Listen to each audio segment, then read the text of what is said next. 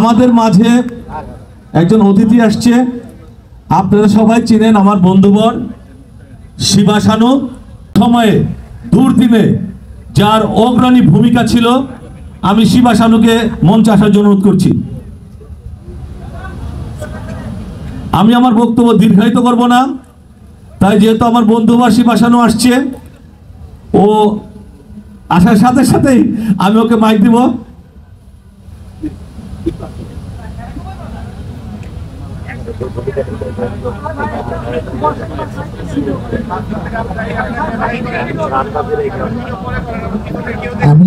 আমি বিনীতভাবে অনুরোধ করবো ভাই, এই যে আপনার ক্যামেরা নিয়ে হুড়াহুড়ি করতেছেন, এটা ইফতার মাহফিল, একটা ইসলামী একটা পর্ব, এটা দেখতে খুবই খারাপ লাগতেছে এবং এরা সবাই বিরক্ত হচ্ছে। আমরা যে উদ্দেশ্যে আসি, যেটুকু পুঁজি আছে সব এখানে হারিয়ে যেতে চাই না। আপনারা প্লিজ এই বিরক্তিটা করেন না। যে একটা ছবি ছিল সাইড থেকে তুলেন, যে কোনো অনুষ্ঠানের সাইড থেকে ছবি তুল, দেখে এখানে যারা বসে আছে ডিস্টার্ব করলে তো হবে না।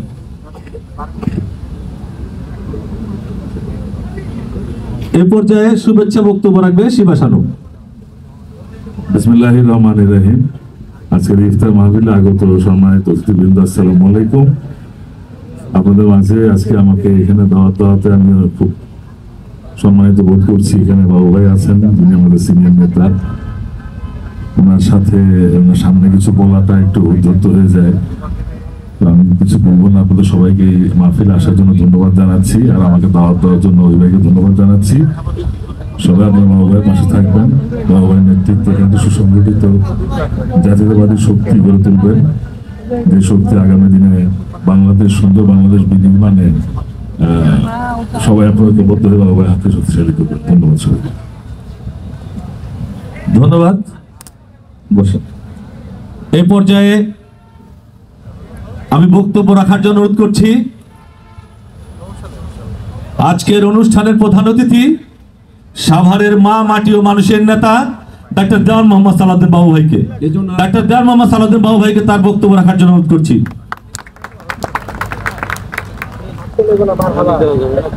মারহাবা মারহাবা। বিসমিল্লাহির শাহবাজ সিটি সেন্টার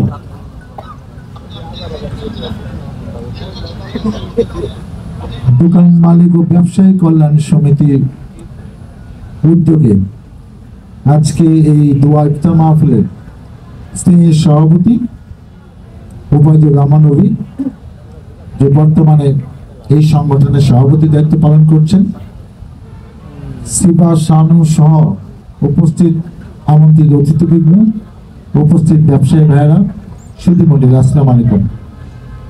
ইফতারের সময় খুব বলার কিছু ইচ্ছাও নাই, রেওয়াজও নাই। আমরা আসছি অনেকদিন পরে, এলাকায় তো থাকতে পারি নাই। ওবি একটা বড় অনুষ্ঠান আয়োজন করছে, এখানে হাজার হাজার লোক ইতিমধ্যে এসছেন, আরো লোক আসছেন। এই এলাকার সাবেক সংসদ সদস্য হিসাবে, একজন নেতা হিসাবে, একজন মুসলমান আরেকজন মুসলমানকে দাওয়াত দিলে দাওয়াত রক্ষা করতে হয়, আরেকজন ব্যক্তি একজন নেতাকে দাওয়াত দিলে নেতারও দায়িত্ব সে অনুষ্ঠানে যাওয়া। সেই টানে আজকে এখানে এসেছি।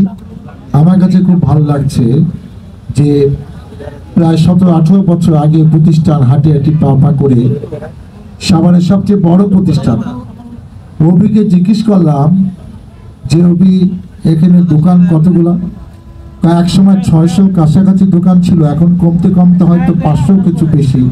কারণ অনেকে একাধিক দোকানে মালিক হয়েছে, অনেকে 2টি দোকান মিলে একটা করেছে, 3টা মিলে একটা করেছে। দোকান মালিকের সংখ্যা কমলেও দোকান কিন্তু 500 বেশি আছে, এবং এতে কোনো সন্দেহ নেই সবচেয়ে বড় এটি মার্কেট এই সাভারের মধ্যে, এবং ভলিউমও বেশি। বিশিষ্ট ব্যক্তিরা এখানে ব্যবসা করেন, তাদের দোকান আছে।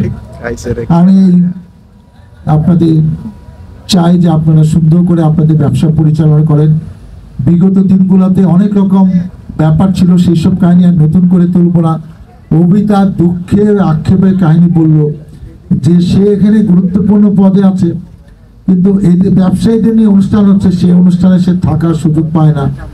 নিয়মটা কি হয়? নেতৃত্ব মানে কর্তৃত্ব না, নেতৃত্ব মানে জনগণের সেবা করা, টেক কেয়ার করা। আপনি যদি কর্তৃত্ব করেন তাহলে সেই নেতৃত্ব একসময় থাকবে না। কেউ সারা জীবন কোনো পদে থাকে না, সারা জীবন বেঁচেও থাকে না।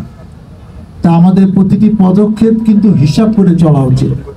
বিশেষ করে 5ই আগস্টের পরে আমরা 15, 16, 17 বছর আন্দোলন সংগ্রাম করে যেটা না করতে পেরেছি, এই কচি কচি ছেলেরা মেয়েরা আমাদেরকে দেখিয়ে দিল যে আমরা কি করতে পারি।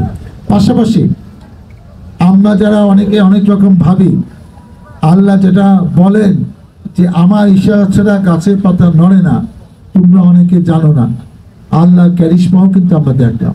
অতএব আমরা যারা রাজনীতি করি তারা যেন ভুলে না যায়, যে যেরকম করবে তার জন্য সেরকম নজির দৃষ্টান্ত অপেক্ষা করছে।